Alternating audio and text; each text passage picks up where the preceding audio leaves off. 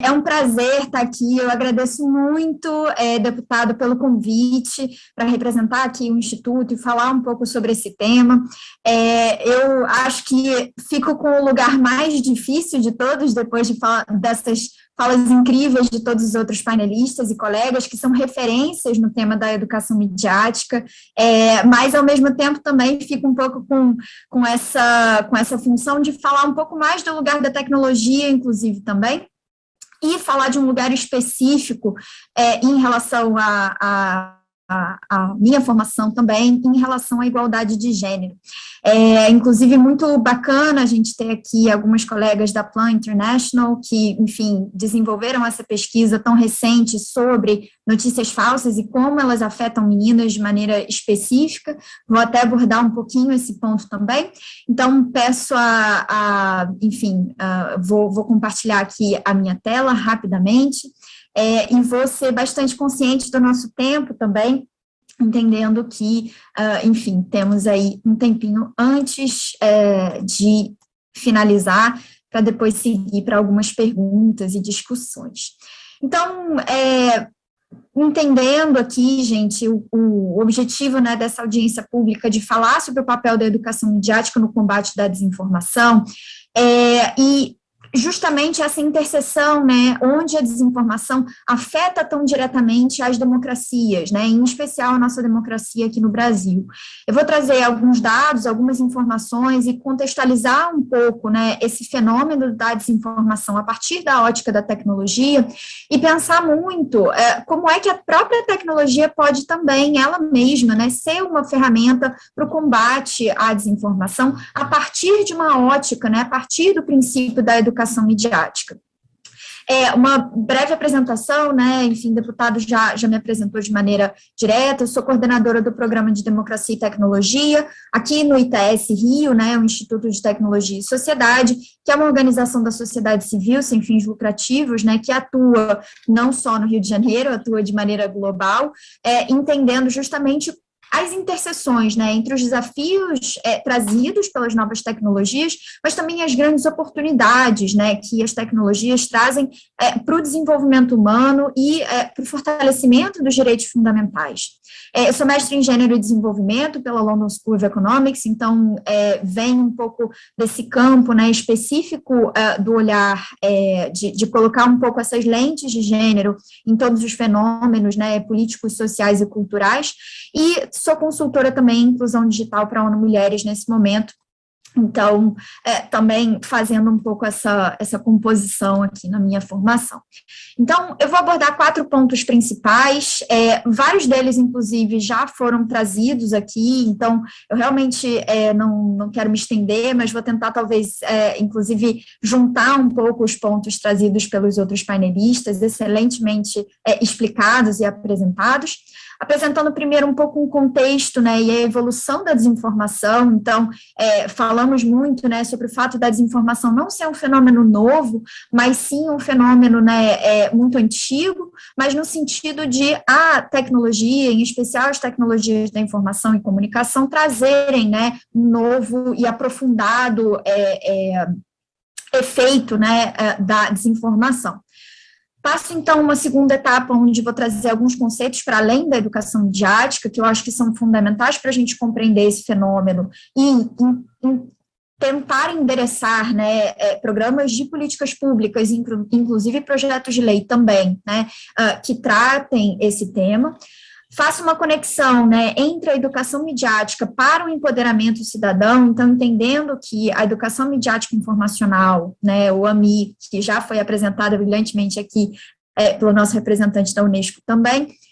entendendo que essa formação, né, ela leva esse cidadão a participar de maneira mais ativa, de maneira mais profunda, né, da democracia, e finalizo trazendo algumas boas práticas e alguns casos também. Então, passando da parte de contexto, né, e evolução da desinformação, como a gente fala, né, não é um fenômeno novo, e é importante a gente tratar, né, desse conceito, apesar do grande debate, enfim, a própria Natália da Agência Lupa também falou sobre isso, do debate sobre esse conceito, mas entendendo desinformação como aquilo que é necessariamente, né, tem ali um viés, uma intenção de causar algum tipo de dano, né, à esfera pública de maneira ampla, às democracias de maneira específica também. Então, esse novo ecossistema informacional que a gente talvez vive hoje, ele é um ecossistema muito mais complexo, né, do que o que a gente já viveu. Então, falamos aqui do rádio, falamos da TV, mas as tecnologias da informação e comunicação, elas vão certamente aumentar o nível de complexidade desse ecossistema. Então, o acesso, né, aos meios de produção e difusão da informação, eles se transformam de maneira muito profunda, em especial com os dispositivos móveis, né, não só eles, também eles, né, mas pensar que a todo tempo estamos conectados e a todo tempo podemos produzir e difundir informação, isso muda, né, como já foi falado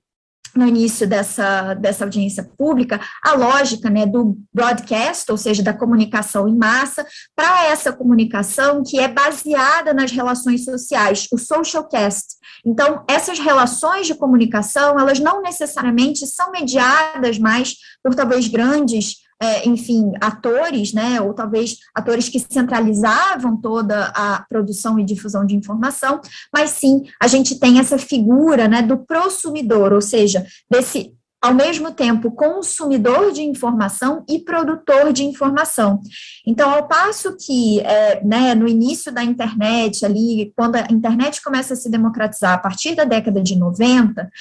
a gente entrava na internet para consumir informação. A gente ia lá, usava o Alta Vista, né, e consumia apenas informação.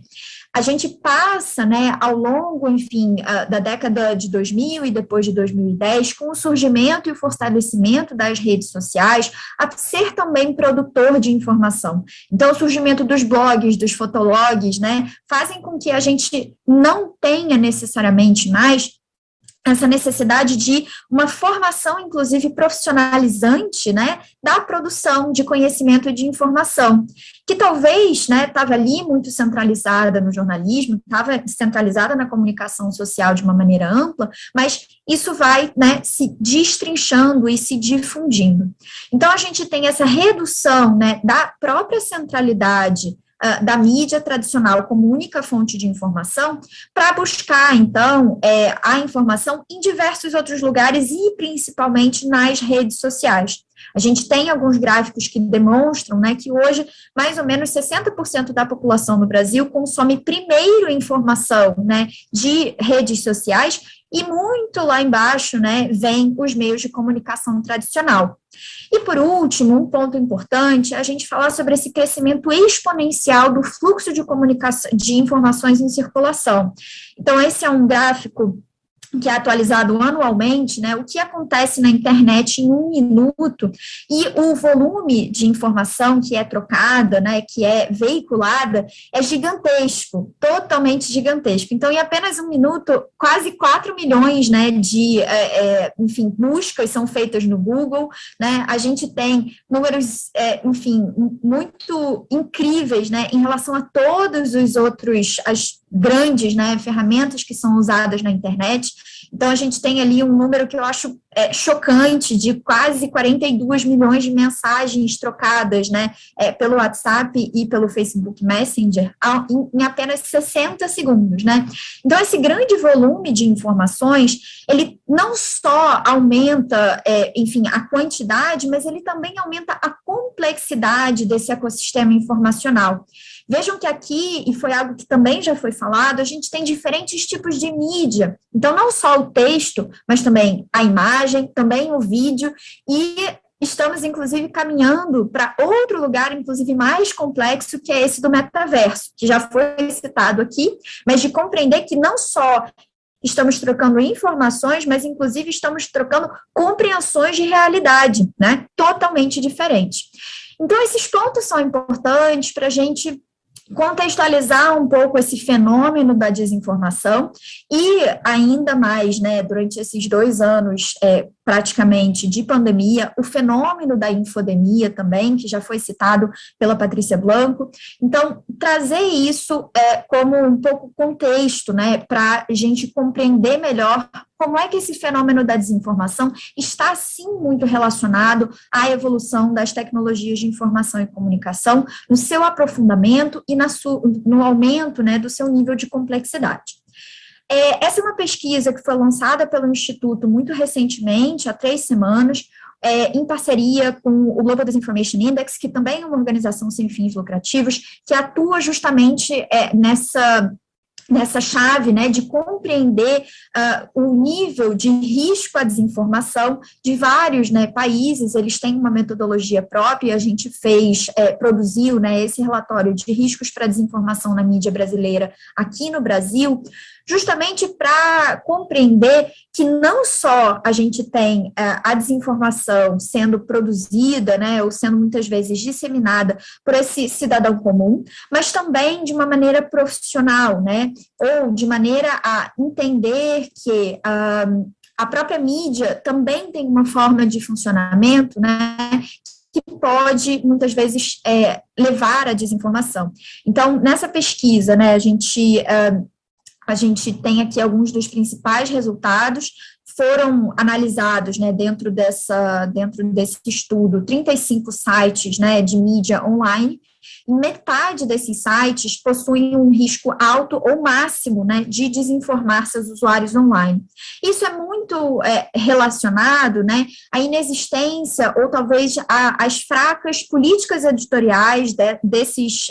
veículos de informação, né. Então, é muito importante que a gente também compreenda, a gente também coloque o jornalismo e a mídia de maneira mais ampla como uma atora muito, muito fundamental no combate à desinformação e, certamente, na construção dessa educação midiática cada vez mais fortalecida, né? Então, que esse conjunto, né, de atores seja também muito incisivo e possa liderar esse processo de combate à desinformação. Aqui tem, enfim, apenas o conjunto, né, dos sites distribuídos. A gente vê realmente, né, que é gritante que a gente tem apenas 6 desses veículos, né, que foram ali classificados como um risco baixo a desinformar seus usuários. Então, a gente tem aqui talvez um problema, né, em relação a quem são esses disseminadores de desinformação. E aí, passando, então, à segunda parte dessa apresentação, né, sobre conceitos necessários a essa compreensão ampla da educação midiática. Eu acho muito importante, quando a gente fala sobre educação midiática e mais amplamente sobre a AMI, né, a alfabetização midiática e informacional, de que a gente precisa partir de um lugar um pouco anterior, que é a inclusão digital. E por que isso é necessário, né? Comecei um pouco contextualizando, né, como as TICs são, enfim, talvez aportadoras, né, dessa possibilidade e do nível de complexidade que a gente tem desse ecossistema informacional. Então, olhar para a inclusão digital é necessariamente olhar para essa garantia, né, de que esse cidadão, essa cidadã, ele vai poder, né, fazer o melhor usufruto possível, né, das informações que estão dentro desse ecossistema. Então, a inclusão digital, ela é um passo anterior, né, a olhar a educação midiática de maneira mais ampla. Então, entendendo a inclusão digital, né, como algo que tem diferentes dimensões, né, aqui a gente fala sobre 4 diferentes dimensões, eu não vou me ater a todas elas, mas é importante a gente falar sobre esse acesso, né, então, seja o acesso a um dispositivo conectado à rede, seja o acesso à própria infraestrutura, né, a gente sabe que, apesar de 85% da população brasileira hoje estar conectada à internet, primeiro tem aí 15% faltando, né, e quando a gente olha as diferenças regionais, as diferenças socioeconômicas, as diferenças geracionais e as diferenças de raça e de gênero, isso também vai aparecer, né? Então, essa inclusão digital, ela precisa ser pensada dessa maneira holística para, então, chegar nessa terceira dimensão dessas habilidades, né? Ou seja, tanto das habilidades digitais de manipulação dessas ferramentas, quanto da própria alfabetização midiática informacional, né? Para compreensão dessa informação toda que está disponível, enfim, nesse ecossistema complexo. Então, um ponto importante, né, da inclusão digital é falar sobre a conectividade significativa, né? Então, a conectividade significativa, ela significa que não só você é um usuário da internet, mas que você pode usar ela de maneira plena, ou seja, todos os dias, né? Então, uma frequência ativa, com um dispositivo adequado, né? Então, nós estamos aqui, muito provavelmente, usando nossos computadores para acessar esse tipo de conteúdo e para poder falar, mas a gente sabe que a maioria da população acessa a internet apenas por um dispositivo móvel, né? E isso reduz a possibilidade, né? E quando a gente fala sobre jovens e sobre crianças sendo educadas, né? Em especial durante a pandemia, que ter acesso a dispositivo adequado é muito fundamental. A gente fala desse acesso, né, a um plano de dados suficiente, né? Então, imagine, novamente vou usar o exemplo desses alunos que passaram esses últimos quase 2 anos, né, não tendo muitas vezes o acesso de maneira completa, né, a necessidade de dados, né, que precisavam para isso, por não usarem, por exemplo, banda larga, por terem apenas um plano pré-pago, né, de celular, e isso devido ao custo, né, ao preço altíssimo, né, do acesso à internet no Brasil, e por último, uma conexão rápida, né, então estamos aqui usando, né, uma ferramenta que consome muito, porque é vídeo, é áudio, enfim, também imagem, e isso, na verdade, consome muito dessa conexão. Então, a conectividade significativa, ela traz para a gente essa ideia de que é necessário ter essas condições para então chegar, né, talvez nesse próximo passo, digamos assim, da alfabetização informacional e midiática, né? Então, não vou me ater tanto ao conceito em si, mas falando sobre essa união, né, da alfabetização informacional e a alfabetização midiática como 2 componentes, né, em separado, mas que funcionam muito bem juntos quando a gente fala desse ecossistema tão complexo. Então, por um lado, a alfabetização midiática, a alfabetização informacional, ela vai enfatizar, né, a importância do acesso à informação e a avaliação do uso ético dessa informação, e, por outro, a alfabetização midiática vai trazer a necessidade, né, de desenvolver essas capacidades diferentes de compreensão das funções da mídia, da avaliação dessas funções, de como, né, se engajar de maneira racional junto a essas mídias. Então, o professor Carlos, inclusive, trouxe esse exemplo incrível, né, do recreio e dos alunos apontando ali seus celulares para o QR Code. Olha quantas competências e habilidades, né,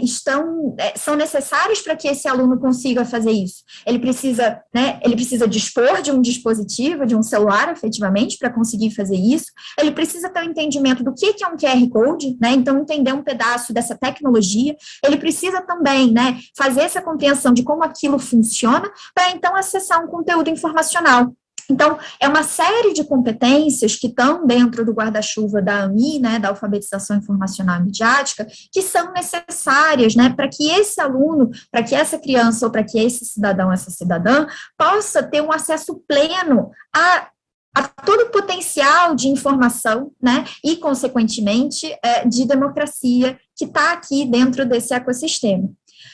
Faço um parênteses aqui em relação à lacuna digital de gênero, né? Então, se a gente está falando sobre inclusão digital, a lacuna digital de gênero, a brecha digital de gênero, ela é uma realidade, né? Ela é uma realidade no mundo.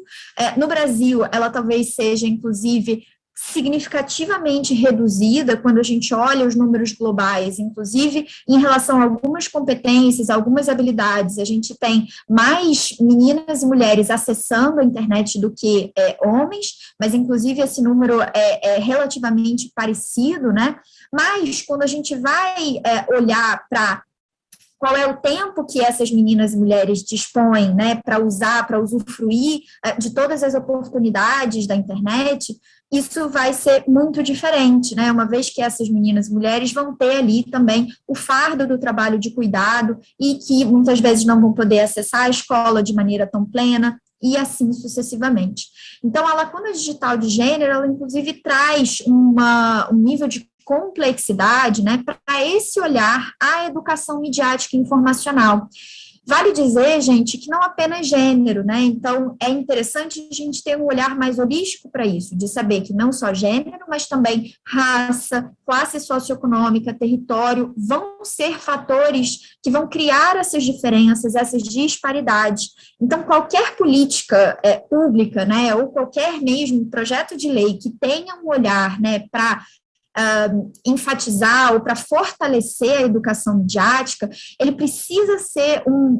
ela precisa ser uma política que englobe esse olhar interseccional, que englobe um olhar sobre as disparidades de gênero, sobre as disparidades de raça, de território, de classe e assim sucessivamente, entendendo que essas disparidades, elas certamente, né, colocam esses grupos mais à margem, mais vulnerabilizados do que não.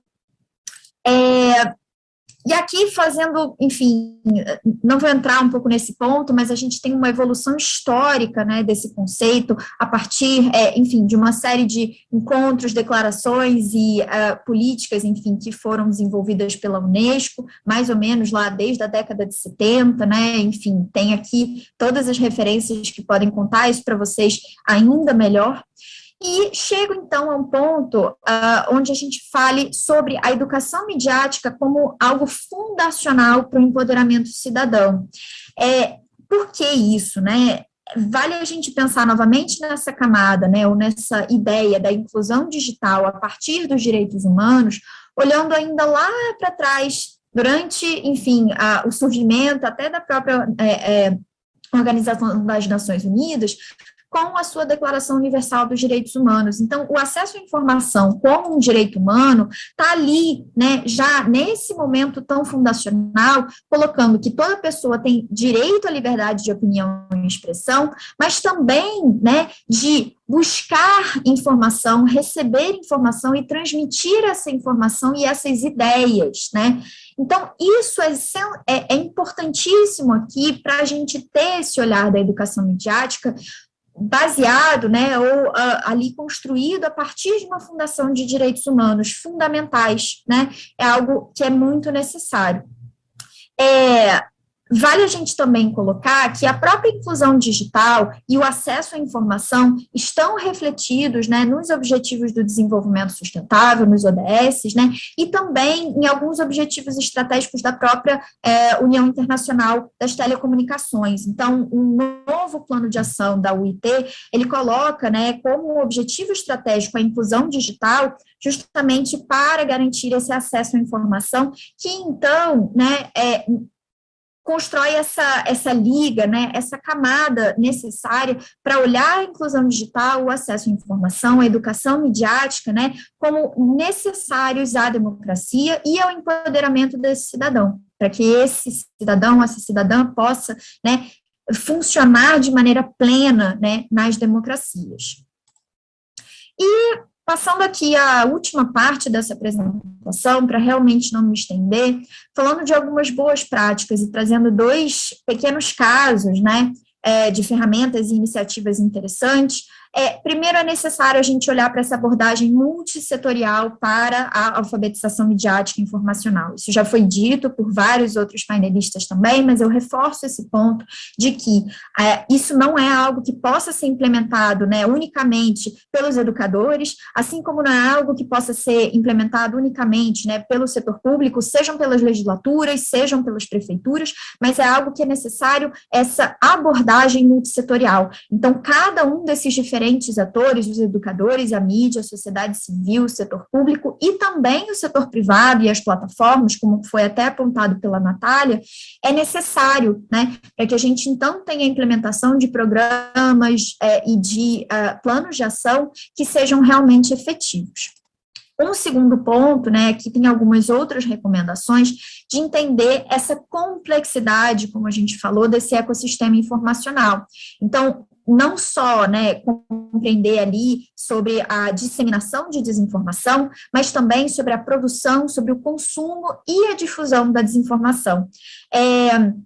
A gente trouxe aqui, enfim, esse ponto específico sobre a produção de desinformação, né, em relação a gênero e como é que isso afeta meninas e mulheres de maneira diferente. Essa pesquisa que a Plan International realizou, eu acho que as colegas até deixaram aqui o resumo executivo, é super interessante. E, por um outro lado, né, a desinformação, ela afeta mulheres de maneira diferente, em especial quando a gente olha para mulheres que são figuras públicas, né, sejam elas políticas, jornalistas, né. Então, a gente teve, muito recentemente, a jornalista Maria Aressa sendo, né,